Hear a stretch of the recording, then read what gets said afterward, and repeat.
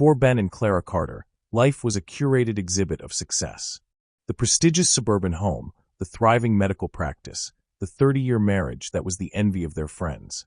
But every exhibit has a flaw, a hairline crack invisible to the casual observer. And theirs was about to be struck by a sledgehammer. "I'm glad we went," Clara said, her voice soft with contentment. "It's good to remember where you came from." Ben smiled, a practiced, easy gesture. "It's good to come back to where you are, too." The compliment was smooth, perfect. But his eyes, in the rearview mirror, lingered for a moment too long on the darkness swallowing the road behind them. It started as a faint shudder, a tremor through the steering wheel that was gone as quickly as it came. Ben frowned, easing his foot off the accelerator. Then a louder, more definitive thud clunk from beneath the hood. A warning light flashed on the dashboard. The engine temperature was spiking into the red. "Ben." Clara's voice was laced with sudden anxiety. "It's fine," he said, his tone deliberately calm as he guided the heavy vehicle onto the narrow gravel shoulder.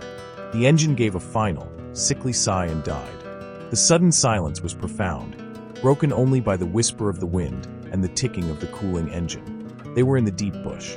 The towering pines formed a solid wall on either side of the road, and the last sliver of sun had vanished behind them. There was no cell service. The GPS on the screen was a frozen, useless map. "Clara, what do we do?" Her hand went to her throat, a nervous habit. "Ben, we wait. Someone will come by." He tried to sound confident, but a vein pulsed in his temple. An hour passed. The darkness became absolute. The only lights were their own, casting a weak, lonely glow. When headlights finally appeared in the distance, Clara let out a gasp of relief. "See," Ben said, forcing a smile. But as the vehicle, a beat-up pickup truck with oversized tires, slowed and pulled in behind them, Ben's smile faltered. Two men got out. They weren't wearing uniforms. They moved with a loose-limbed, casual swagger that set off every alarm bell in Ben's mind. "Evenin'," the larger one said, his face shadowed by a baseball cap. "Car trouble?" "Yes," Ben said, stepping out, trying to project authority. The engine overheated. The man peered at the SUV. "Nice ride." His companion circled around to Clara's window, tapping on the glass with a grimy knuckle. She recoiled. "Please," Ben said, his voice tightening. "We just need a tow truck." "Oh, we'll give you a tow," the man said, and in one fluid motion, he pulled a pistol from the waistband of his jeans and leveled it at Ben's chest. "Now, how about you and the lady hand over your wallets, phones, and that pretty watch?" Clara screamed from inside the car. This was it. The curated life was over. They were about to become a statistic on a remote stretch of highway. And then a sound.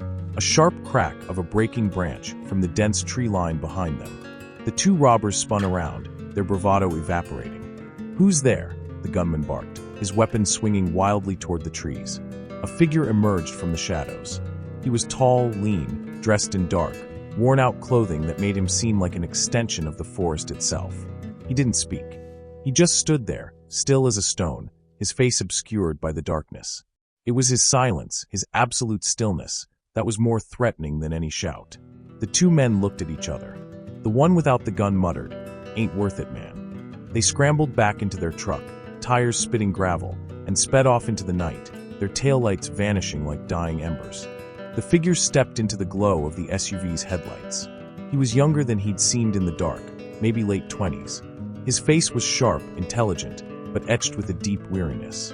His eyes scanned the car, then landed on Ben. "You all right?" he asked. His voice was low, gravelly. Ben, his heart still hammering, could only nod. They had a gun.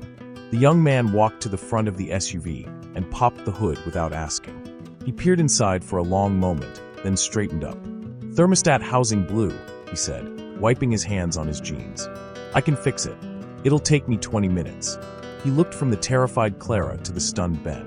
"But I'm going to need some light." For a long moment, the only sound was the frantic chirping of crickets and the ragged rhythm of Ben's own breathing. The young man's statement hung in the air. So matter-of-fact it seemed to defy the reality of the situation. "I can fix it." Clara was the first to move, scrambling from the passenger seat with a frantic energy. "The light. Ben, your phone. Use the flashlight." Ben's hands trembled as he fumbled with his phone, finally activating the bright LED beam. He directed it shakily under the raised hood, illuminating a confusing tangle of metal and wires that meant nothing to him. To the young man, however, it was an open book. "Hold it steady right there," the man instructed, his voice calm and focused. He'd already retrieved a small, worn leather roll from a pouch on his belt. Unfurling it revealed a set of tools that, while not pristine, were meticulously organized. He worked with an economy of motion that spoke of deep familiarity. There was no hesitation. His fingers probed the engine, tracing pipes and wires until they found the source of the problem. A cracked plastic housing near the top of the engine, a faint wisp of steam still curling from it. "Yep, thermostat," he muttered, more to himself than to them. "Got a spare?" Ben and Clara looked at each other, blank. "A spare? No, of course not," Ben stammered. The young man nodded, unsurprised. He surveyed the engine bay again, his eyes narrowing. "Okay, then we improvise." What followed was a lesson in resourcefulness that bordered on magic. He used a pocket knife to carefully clean the broken edges of the housing.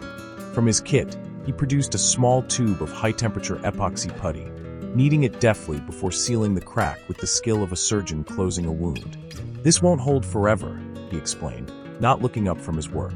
"Maybe 50 miles. Enough to get you to a town. But you'll need to drive slow. No hard acceleration. And keep the heat on full blast. It'll help draw the heat away from the engine." He reconnected hoses, tightened clamps with a wrench from his kit, and finally, closed the hood with a solid thump. The entire process had taken less than 15 minutes. "Try it now," he said, wiping his hands on a rag. Ben slid back into the driver's seat, his heart thudding with a new kind of anticipation. He turned the key. The engine coughed, sputtered, and then roared to life.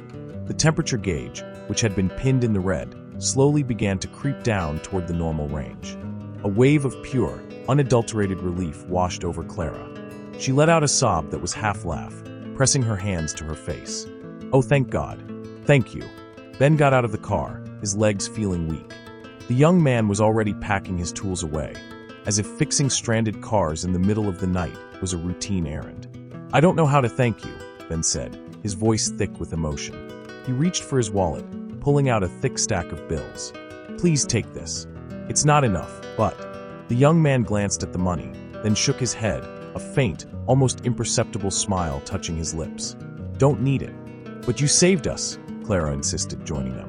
"Those men they would have. Please, let us do something." The young man, Jake, he told them his name was when Clara asked, shrugged. "Just passing through. Glad I could help." He slung his small pack over his shoulder and turned to leave, to melt back into the darkness from which he'd come. A sudden, powerful impulse seized Ben. This wasn't just gratitude, it was a profound curiosity. Who was this ghost in the woods, this skilled mechanic who refused reward? "Wait," Ben called out. He fumbled in the glove compartment, found a pen and an old receipt. He scribbled his name and cell number on it. "My name is Ben Carter. I'm a doctor. If you're ever in the city, if you need anything, a job, anything, please, call me." Jake hesitated, looking at the scrap of paper as if it were a foreign object. For a moment, Ben thought he would refuse. Then, with a slow nod, he took it, folding it carefully and tucking it into a pocket without looking at it. "Drive safe," he said. 50 miles. Slow." And with that, he turned and walked away, his figure quickly swallowed by the shadows of the pine forest.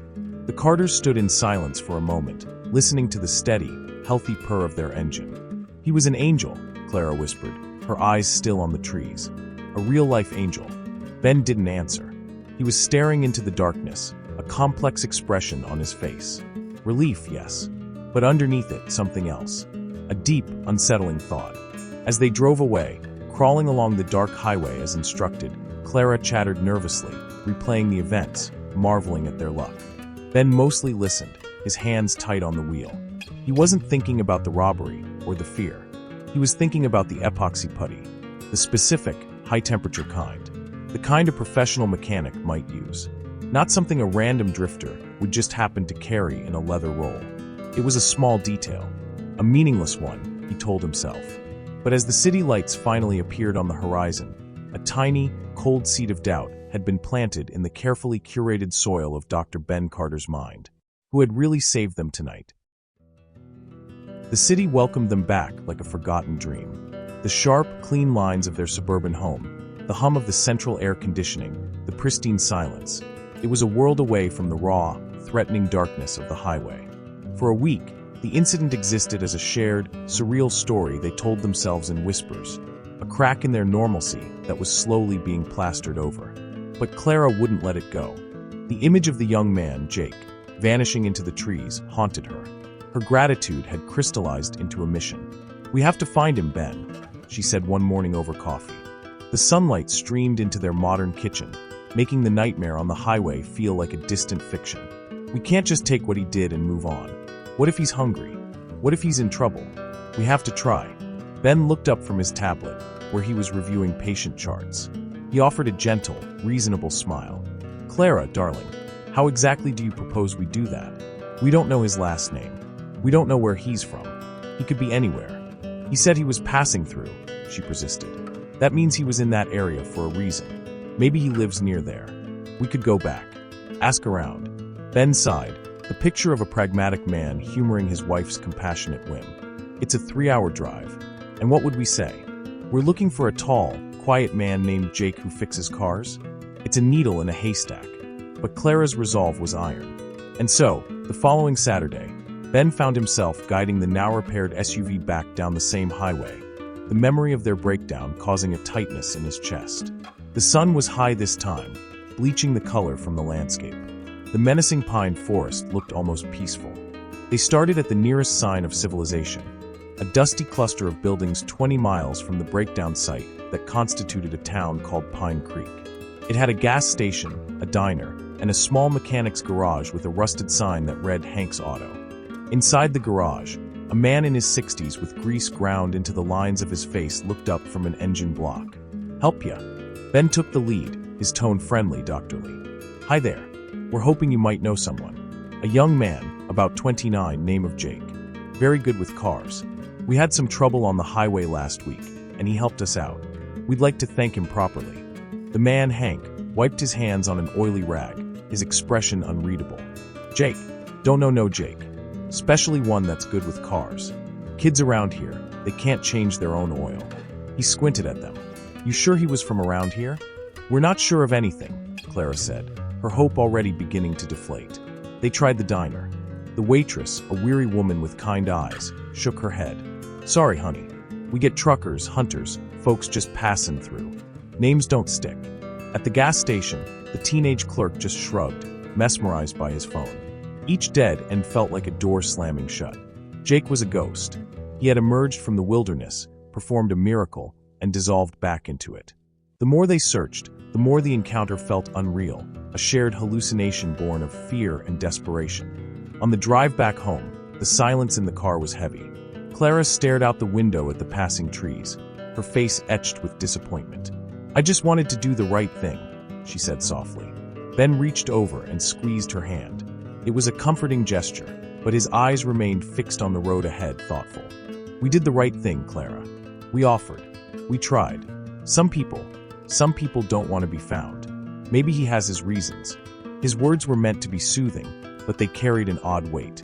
Maybe he has his reasons. They returned to their life. Ben buried himself in his work at the clinic. Clara volunteered at the library, but a restlessness had taken root in her. The world felt less solid, less safe.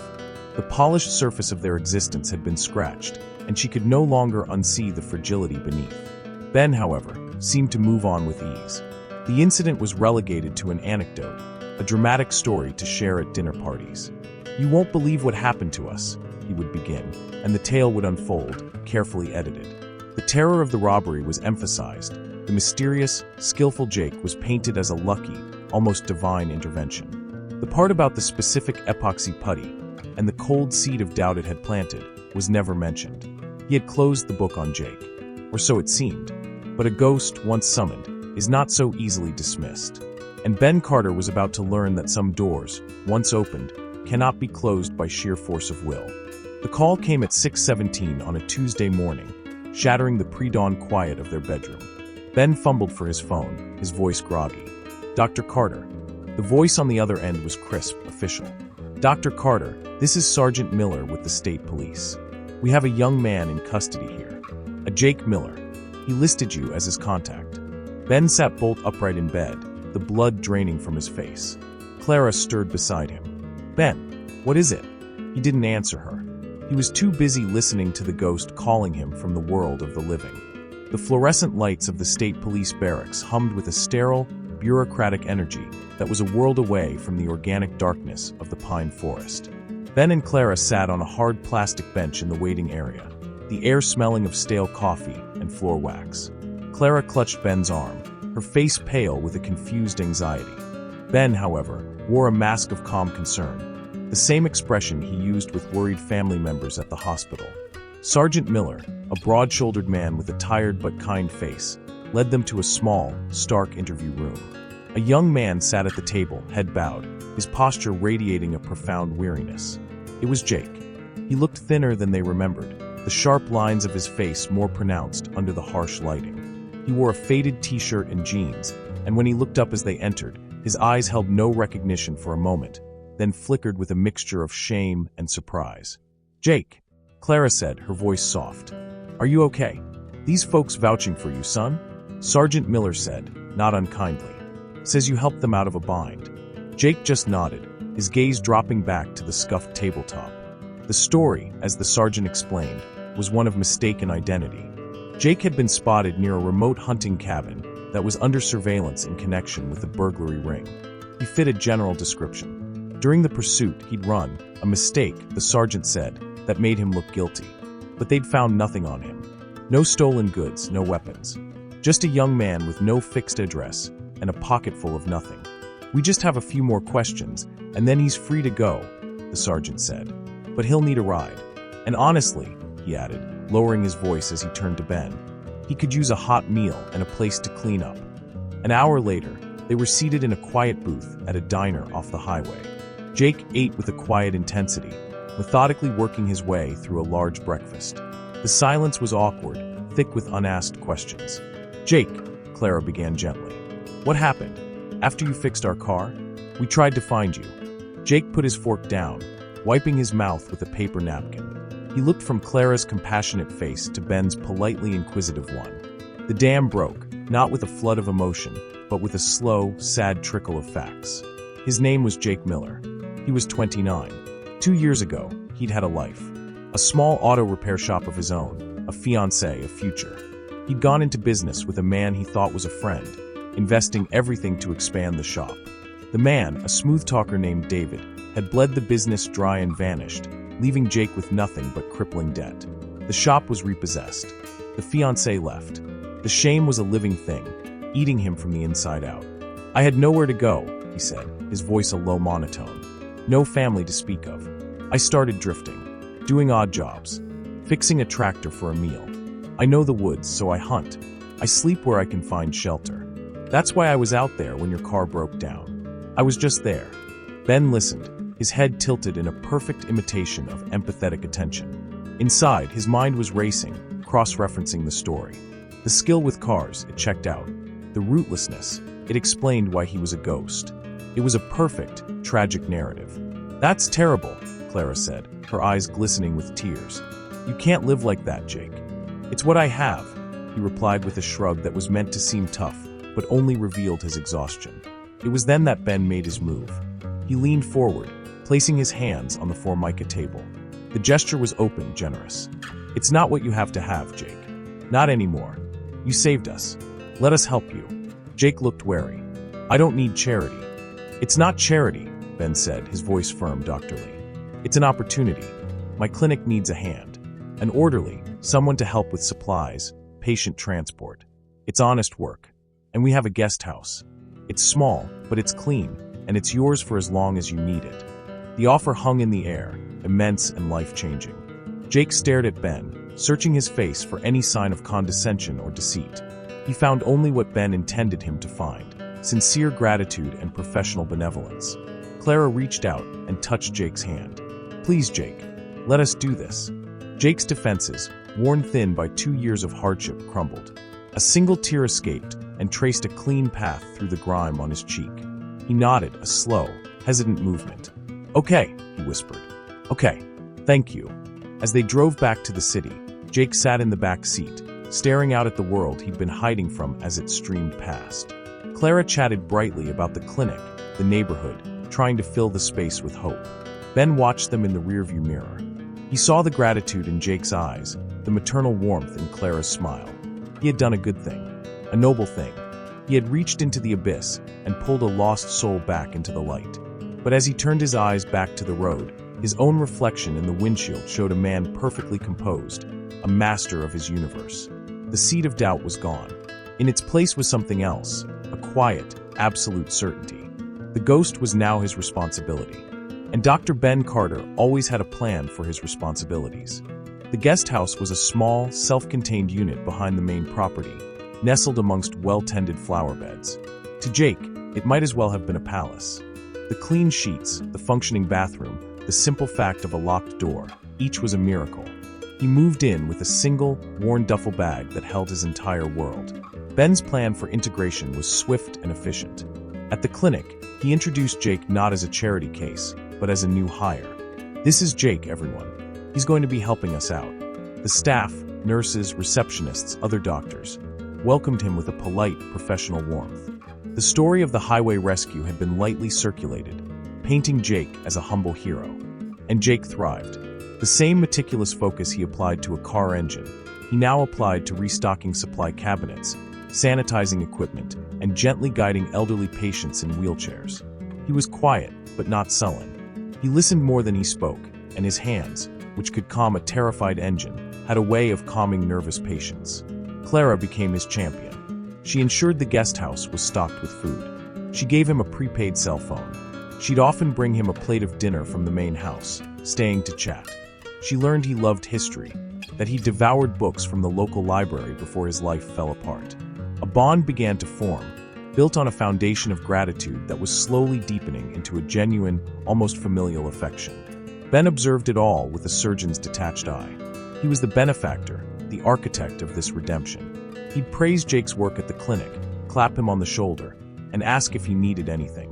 His generosity was flawless, a perfectly performed piece of theater. But alone, in the silence of his study, the mask would slip.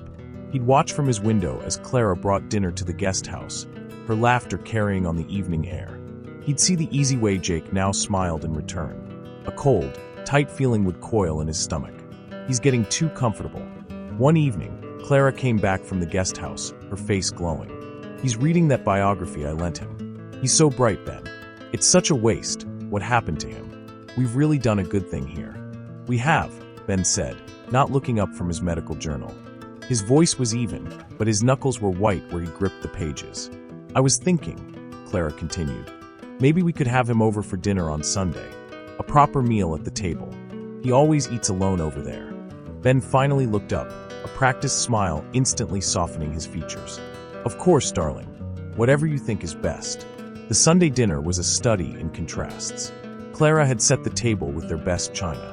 The house was filled with the smell of roasting chicken. Jake arrived, clean-shaven, and wearing a new shirt he'd bought with his first paycheck.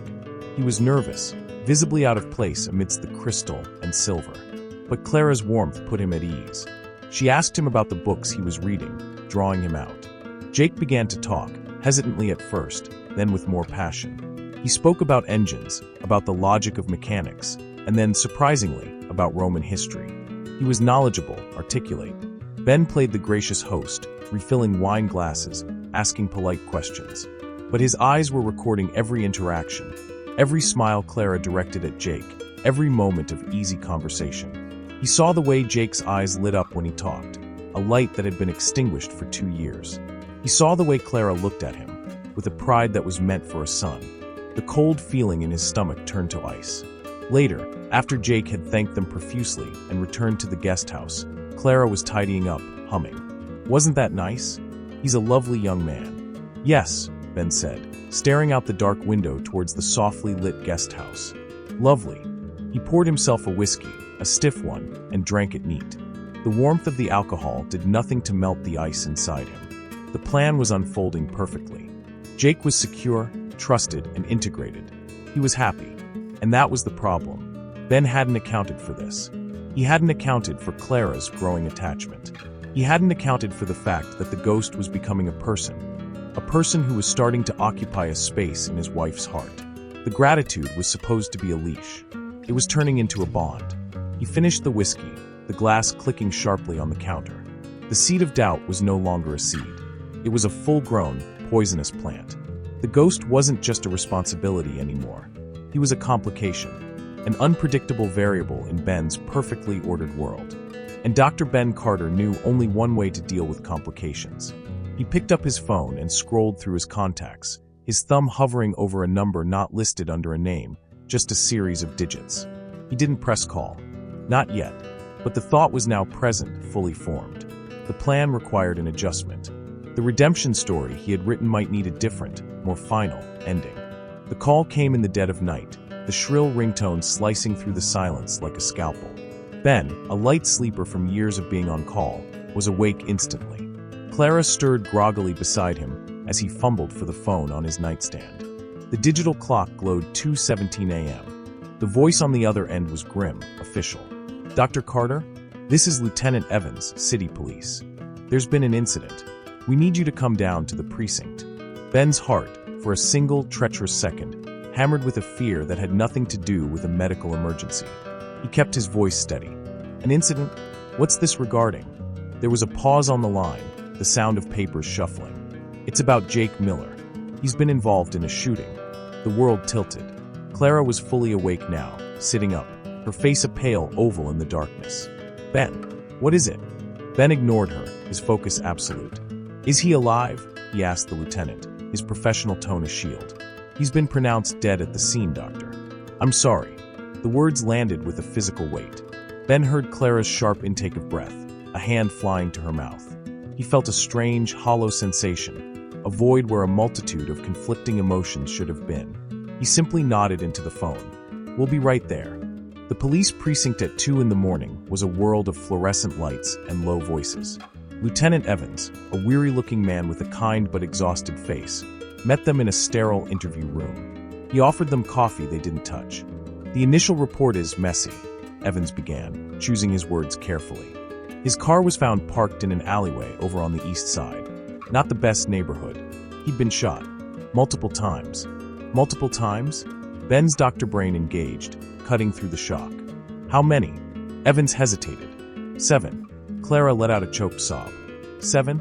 Who would do that? "That's what we're trying to figure out, ma'am. We're looking at all angles. Robbery gone wrong, but his wallet was still there. It could be connected to his past, the people who defrauded him." Evans leaned forward, his voice dropping. "I have to ask, and I'm sorry for this, but was he involved in anything? Did he seem troubled lately? Afraid of anyone?" Ben placed a comforting arm around Clara's shaking shoulders. "No, not at all. He was happy. He had a job, a place to live. He was turning his life around. This has to be a random act of violence. A terrible, terrible mistake." His voice broke with a perfectly timed crack of emotion. But as the lieutenant spoke, detailing the scene, a .45 caliber weapon, the lack of witnesses, the peculiar placement of the car, Ben's mind was working cold and clear. He was listening for something specific. A flaw. A loose thread. Later, at the morgue, they had to formally identify the body. It was a brutal, necessary cruelty. Jake looked pale and waxy under the sheet, his face strangely peaceful despite the violence that had taken him. Clara broke down completely, collapsing against Ben. He held her, his own face a mask of stoic grief. But his eyes, for a fleeting second, scanned the room, taking in the details. The procedure. The protocol. In the following days, the investigation churned slowly. Detectives came to the house, asked more questions. They had few leads. The theory of a connection to Jake's past was the strongest, but it was a dead end. The man who had swindled him had vanished without a trace years ago. The funeral was a small, quiet affair. A handful of clinic staff attended. Clara wept openly. Ben stood by her side, the picture of a supportive husband, his grief contained, respectable. Weeks turned into a month. The case grew cold. The frantic energy of the investigation faded, replaced by a heavy, lingering sadness that settled over the Carter home like dust. Clara moved through the days in a fog. The guest house stood empty, a silent tomb. Ben returned to his routine at the clinic, but a new tension lived in him. He was waiting. The plan had reached its climax, but the final curtain hadn't fallen. He had to be sure the story was over. Then the call came. "Lieutenant Evans. Dr. Carter, we're scaling back the active investigation. Without new evidence, there's nowhere else for us to go. I'm sorry, We'll classify it as unsolved." Ben expressed his understanding, his disappointment. He thanked the lieutenant for his efforts. When he hung up, he was alone in his study. He walked to the window and looked out at the guest house. A profound silence descended. It was done. The ghost was gone. The complication had been eliminated. The narrative was secure. He allowed himself a single deep breath. It was over. But in the perfect, curated silence of his study, a new sound began to grow. Not the ring of a phone or the cry of his wife. It was the sound of a single, unanswerable question, whispered from the grave. Why? And for the first time, Dr. Ben Carter had no answer ready. The call came in the dead of night, the shrill ringtone slicing through the silence like a scalpel. Ben, a light sleeper from years of being on call, was awake instantly. Clara stirred groggily beside him as he fumbled for the phone on his nightstand. The digital clock glowed 2:17 a.m. The voice on the other end was grim, official. "Dr. Carter, this is Lieutenant Evans, City Police. There's been an incident. We need you to come down to the precinct." Ben's heart, for a single treacherous second, hammered with a fear that had nothing to do with a medical emergency. He kept his voice steady. "An incident? What's this regarding?" There was a pause on the line, the sound of papers shuffling. "It's about Jake Miller. He's been involved in a shooting." The world tilted. Clara was fully awake now, sitting up, her face a pale oval in the darkness. "Ben? What is it?" Ben ignored her, his focus absolute. "Is he alive?" he asked the lieutenant, his professional tone a shield. "He's been pronounced dead at the scene, doctor." "I'm sorry." The words landed with a physical weight. Ben heard Clara's sharp intake of breath, a hand flying to her mouth. He felt a strange, hollow sensation, a void where a multitude of conflicting emotions should have been. He simply nodded into the phone. "We'll be right there." The police precinct at 2 a.m. was a world of fluorescent lights and low voices. Lieutenant Evans, a weary-looking man with a kind but exhausted face, met them in a sterile interview room. He offered them coffee they didn't touch. "The initial report is messy," Evans began, choosing his words carefully. His car was found parked in an alleyway over on the east side.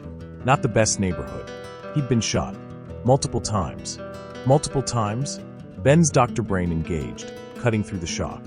"How many?" Evans hesitated. 7. Clara let out a choked sob. 7? Who would do that? "That's what we're trying to figure out, ma'am. We're looking at all angles. Robbery gone wrong, but his wallet was still there. It could be connected to his past, the people who defrauded him." Evans leaned forward, his voice dropping.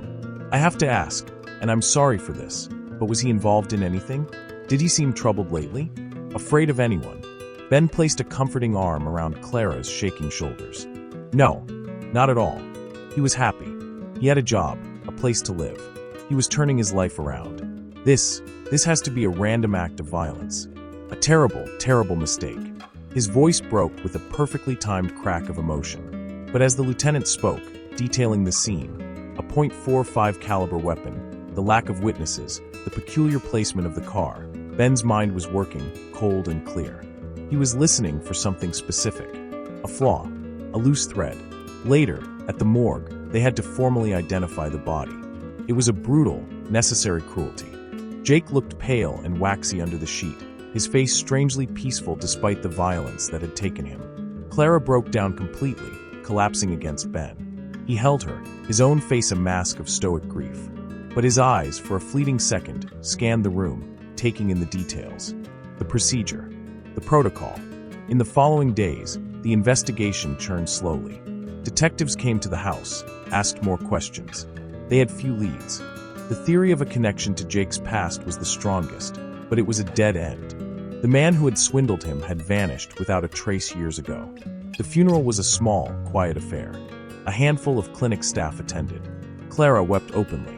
Ben stood by her side, the picture of a supportive husband, his grief contained, respectable. Weeks turned into a month. The case grew cold. The frantic energy of the investigation faded, replaced by a heavy, lingering sadness that settled over the Carter home like dust. Clara moved through the days in a fog. The guest house stood empty, a silent tomb. Ben returned to his routine at the clinic, but a new tension lived in him. He was waiting. The plan had reached its climax, but the final curtain hadn't fallen. He had to be sure the story was over. Then the call came. "Lieutenant Evans. Dr. Carter, We're scaling back the active investigation. Without new evidence, there's nowhere else for us to go. I'm sorry. We'll classify it as unsolved. Ben expressed his understanding, his disappointment. He thanked the lieutenant for his efforts. When he hung up, he was alone in his study. He walked to the window and looked out at the guest house. A profound silence descended. It was done. The ghost was gone. The complication had been eliminated. The narrative was secure. He allowed himself a single deep breath. It was over. But in the perfect, curated silence of his study, a new sound began to grow. Not the ring of a phone or the cry of his wife. It was the sound of a single, unanswerable question, whispered from the grave. Why? And for the first time, Dr. Ben Carter had no answer ready. The silence that followed was a living thing. It wasn't the peaceful quiet of before, but a heavy, suffocating blanket of grief and unresolved questions. Clara moved through their spacious home like a phantom, her eyes perpetually red-rimmed. The cheerful, curated life they had built felt like a museum exhibit of a time that no longer existed. Ben, in contrast, seemed to slowly reinflate. He buried himself in work, his hours at the clinic growing longer. He spoke of Jake less and less, gently steering conversations toward the future. A vacation they should take, a renovation to the garden. It was, to any observer, the behavior of a pragmatic man trying to help his wife move on. But to Clara, it felt like a betrayal. It felt like he was trying to erase Jake, to sweep the tragedy under the rug as if it were an inconvenient stain. This quiet friction festered for 2 months. Then, on a rainy Saturday, Clara decided she could no longer bear the sight of the guest house. It stood there, dark and accusing. She needed to pack away Jake's few belongings. Donating them felt like the final, heartbreaking step in letting go. But it was a step she had to take. The air inside the small unit was still and carried a faint, clean scent of the soap Jake had used. His possessions were meager. A few changes of clothes, the new books Clara had given him, a small stack of wages slips from the clinic. Each item was a punch to the gut. She worked quickly, mechanically, stuffing everything into cardboard boxes, trying not to feel. The last task was the closet. It was a small, narrow space. As she reached to the top shelf for an empty box, her fingers brushed against something heavy and soft, tucked far into the corner, behind a spare blanket. It was a bundle wrapped in an old, oil-stained cloth. A mechanic's rag. Her breath hitched. With trembling hands, she pulled the bundle down. It was surprisingly heavy. She carried it to the small bed and unwrapped it. Inside was a pistol. It was black, cold, and menacingly utilitarian. Next to it lay a single, leather-work glove. Clara stared, her mind refusing to process what she was seeing. A gun. Why would Jake have a gun? He was turning his life around. He felt safe here. He'd never mentioned owning a weapon. Hunting, he'd said, was with a rifle for food. This was something else entirely. Then, her eyes focused on the glove. It was a perfect match for the one he always wore on his left hand when working on cars, to protect an old burned scar. But this was the mate for the right hand. And on the cuff, barely noticeable, were 2 small, elegantly stitched initials. B.C. Ben Carter. The world dropped out from under her. The room spun. The sound of the rain on the roof became a deafening roar. Fragments of conversation with Lieutenant Evans flashed in her mind. .45 caliber weapon, no casings found at the scene, a professional job. And Ben's voice, calm and reasonable, over breakfast just last week. Darling, you need to stop dwelling. The police said it was likely a robbery. These things happen. But the police had also mentioned, offhandedly, that a single high-quality leather glove had been found a block away from Jake's car. They thought it was unrelated. A coincidence. This was no coincidence. This was evidence. Evidence that had been in her husband's possession. Evidence that connected him to the murder weapon. A scream lodged in her throat, trapped by sheer, paralyzing horror. She stumbled back from the bed, from the damning items, and collapsed against the wall, sliding to the floor. The kind, compassionate face of her husband of 30 years twisted in her memory, warping into something monstrous. The staged robbery on the highway. The insistence on finding Jake. The job, the home, the perfect setup. It hadn't been salvation. It had been a cage. A death sentence. She didn't know how long she sat there, shivering on the cold floor. But when she finally moved, it was with a terrifying clarity. The grief was gone, burned away by a cold, furious certainty. She rewrapped the gun and the glove with the cloth, her movements precise. She didn't confront Ben. She didn't scream or cry. She took the bundle, walked out of the guest house in the pouring rain, got into her car, and drove straight to the police station. Lieutenant Evans was there. His weary face registered surprise when he saw her, drenched and pale, standing in front of his desk. "Clara, what is it? Are you all right?" She placed the cloth-wrapped bundle on his desk. It landed with a heavy, final thud. "I found this," she said, her voice unnervingly steady, "in my husband's closet." As Evans carefully unwrapped the bundle, his expression shifted from concern to grim professionalism. He didn't need to be a ballistics expert to understand the horrific implications staring him in the face. The ghost had not been laid to rest. He had just been given a voice, and he was pointing a finger directly at the man who had pretended to be his savior.